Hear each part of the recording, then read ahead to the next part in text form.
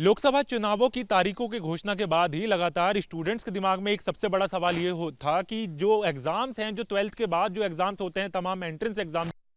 उसके शेड्यूल में किस तरीके के चेंजेस आएंगे। जो बोर्ड एग्जाम में इस साल स्टूडेंट्स बैठे हैं, उनके दिमाग में सवाल लगातार था कि जो इंजीनियरिंग का एग्जाम हो, जो हम नीट या तो हम कहीं नीट जो मेडिकल के लिए एग्जाम है, या इसके अलावा सीयूईटी जो सबसे बड़ा एंट्रेंस एग्जाम है तमाम अंडर ग्रेजुएट कोर्स के लिए, जो हम लगातार देश भर के जो सबसे बड़े कॉलेजेस हैं, जो तमाम, चाहे हम दिल्ली यूनिवर्सिटी की बात करें या तमाम कॉलेजेस की बात करें, तो उनमें एंट्रेंस किस तरीके से होगा और उनके शेड्यूल में किस तरीके से बदलाव आएगा।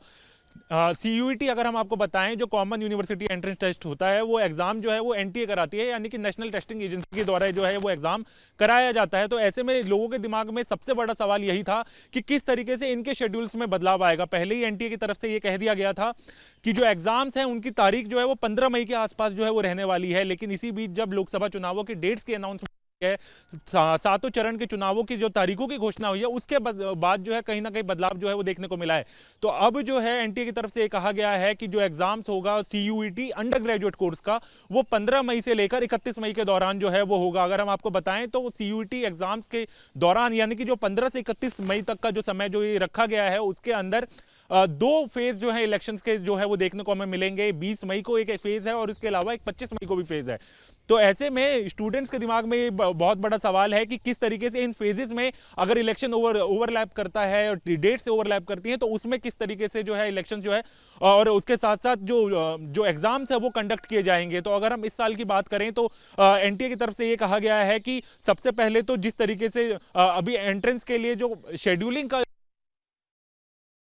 जो ध्यान में रखा जाएगा, वो कितने एग्जाम स्टूडेंट जो है वो अप्लाई करते हैं, उसके बाद किस तरीके से उनके घर के पास क्या इलेक्शन का शेड्यूल होगा और किस तरीके से उनके टेस्टिंग सेंटर्स जो हैं वो कितने बदलाव करने पड़ेंगे, इस बात को ध्यान में रखकर होगा। तो अभी अगर हम बात करें तो जो अप्लाई करने की जो तारीख है वो घोषित पहले ही कर दी गई थी एनटीए की तरफ से कि सीयूईटी अंडर ग्रेजुएट कोर्स की अगर हम बात करें तो उसके फिलिंग फॉर्म के लिए जो है लगातार बात चल रही थी। तो फॉर्म जो है वो पहले ही निकाल कर दिया गया था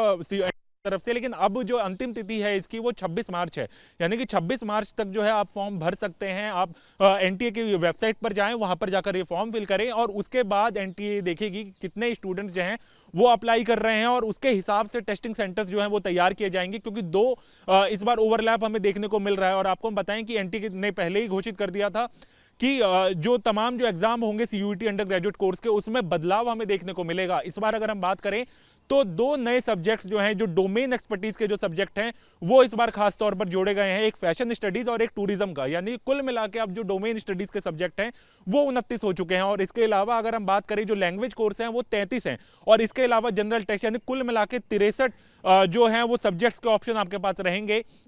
और इसके साथ साथ आपको 3 एग्जाम्स, यानी कि 3 शिफ्ट में बैठना पड़ेगा उन एग्जाम्स के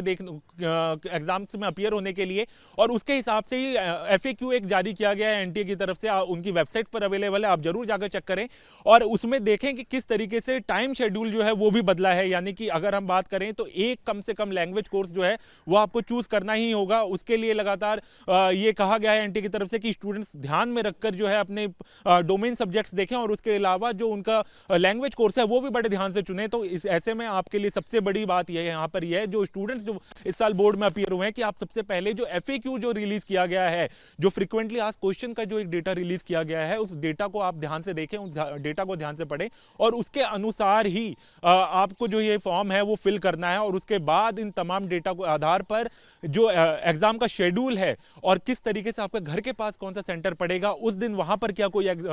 चुनाव जो है वो होने वाला है, उसका मुख्य तौर पर ध्यान में रखकर जो है पूरा जो एग्जाम है वो डिजाइन किया जाएगा, उसके क्वेश्चंस डिसाइड किए जाएंगे और उसके बाद जो टाइमिंग्स हैं और जो सेंटर्स है वो सारी चीजें जो है वो डिसाइड की जाएंगे। लेकिन सबसे पहले आपके लिए यहां पर यह जरूरी है कि आप जो है वो एफएक्यू ध्यान से पढ़ें और पढ़ के उसके बाद ही टेस्ट करें। वीडियो जर्नलिस्ट सुमित कुमार के साथ हरीश झा, न्यूज नेशन, दिल्ली।